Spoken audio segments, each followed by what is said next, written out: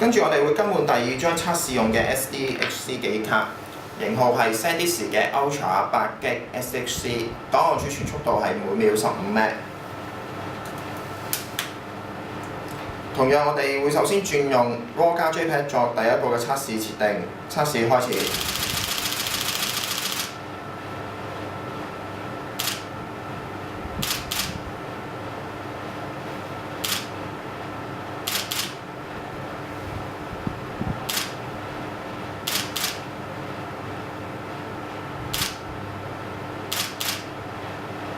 夠鐘，跟住我哋會等待機身完成佢嘅檔案儲存嘅。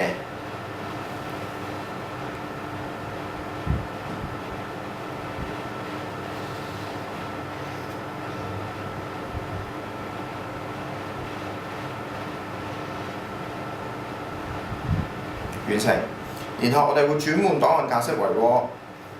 測試開始。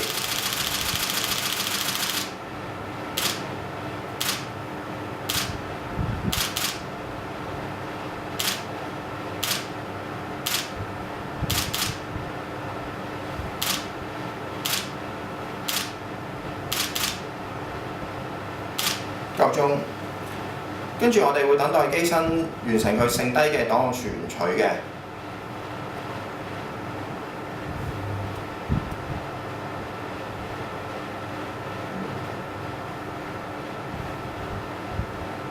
完成，然後我哋會將個檔案格式轉變為 TIFF。測試開始。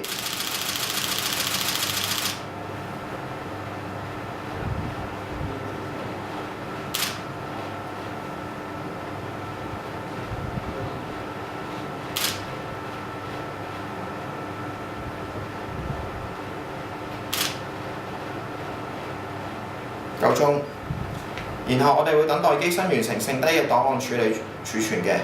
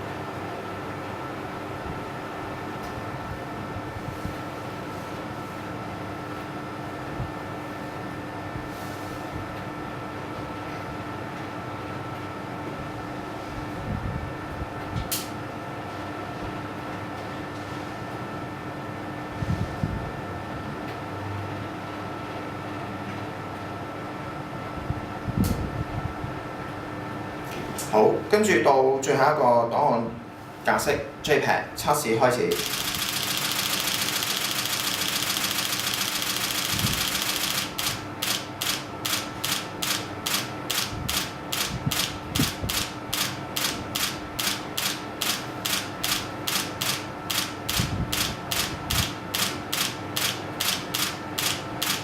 夠鐘，跟住我哋會等待機身完成剩低嘅檔案處理同儲存嘅。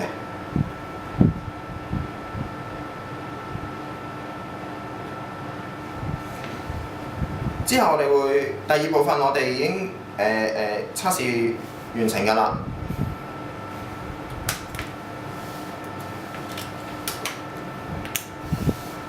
跟住落嚟，我哋會進行第三部分嘅測試，會係同時使用 CF 同 SD 卡作出 RAW 加 JPEG 嘅連拍測試，而將 RAW 同 JPEG 分開兩邊獨立儲存嘅。咁首先測試用嘅記憶卡係 SanDisk 嘅4GB Extreme 4 4GB CF， 檔案儲存速度係45 MB 每秒，係支援 UDMA 技術嘅。而另外一張 SD 卡係 SanDisk 嘅 Extreme 8GB， 儲存速度係每秒30 MB。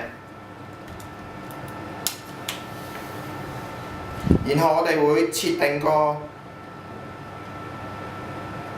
檔案分類儲存方法係 CF 儲存 RAW 而 SD 卡會儲存 JPEG 嘅。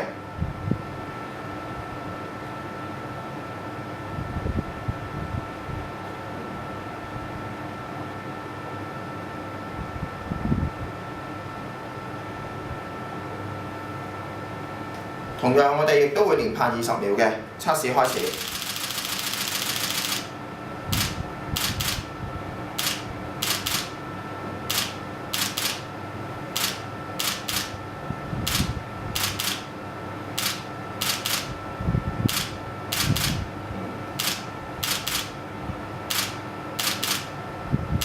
夠鐘，跟住我哋會等待機身完成剩低嘅檔案處理同儲存嘅。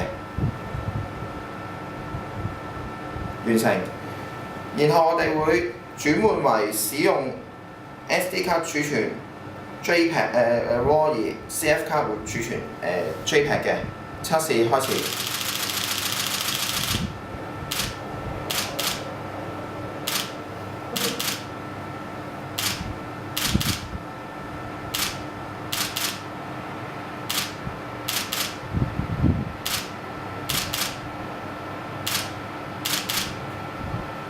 夠鐘，跟住我哋會等待機身完成剩低嘅檔案處理同埋儲存嘅。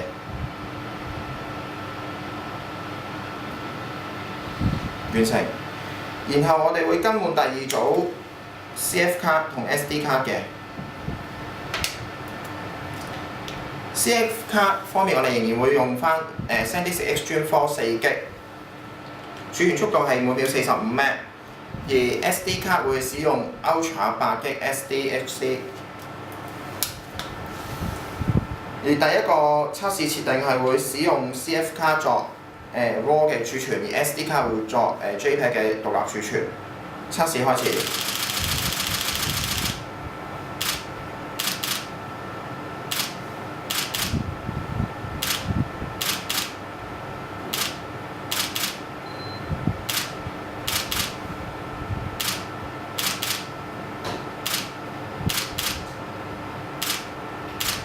夠鐘，跟住我哋會等待機身完成剩低嘅檔案處理同存取嘅。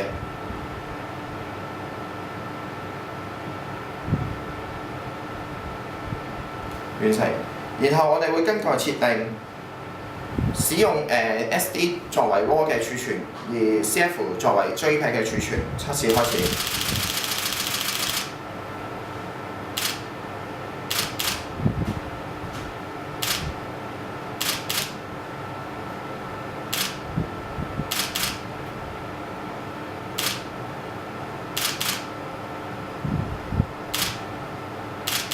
夠鐘，跟住我哋會等待機身完成剩低嘅檔案處理同埋儲存嘅。